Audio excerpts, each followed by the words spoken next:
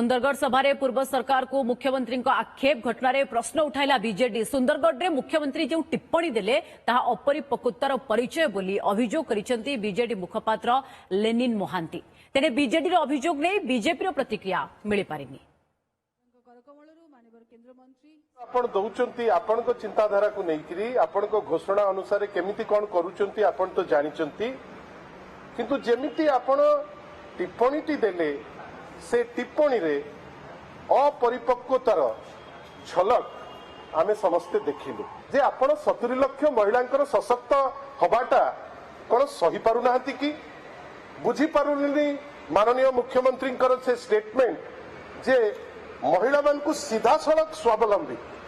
सीधा सड़क केमती करूचंती सीधा कोन पैसा देकरी स्वावलंबी हुए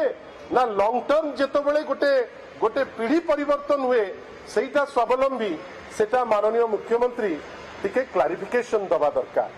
माननीय मुख्यमंत्री आहुरी दीपाद आगु को जाइकरी कहिले जे विगत सरकार रे घोषणा गुडे हेतिला मु ए सरकार रो कथा कहूची 2 मास तळे चिकिटी मद मृत्यु हैला 5टी बहुमूल्य जीवन चलीगला 25 जन हॉस्पिटलाइज हेले माननीय मुख्यमंत्री गोटे नोटिफिकेशन काढिले 24 सेप्टेम्बर रे ए सरकार गोटे नोटिफिकेशन काढुची। आज भावंतु तो आज होची 24 नवेम्बर एपर्यंत आगत कहिथिले आरडीसी जीवे सी तो गले नाही परवर्ती अवस्था रे बोर्ड ऑफ रेवेन्यू मेंबर जीवे सी आज पर्यंत सरजमीन तदंत मध्य करिनांती। एटा कोन सूचुची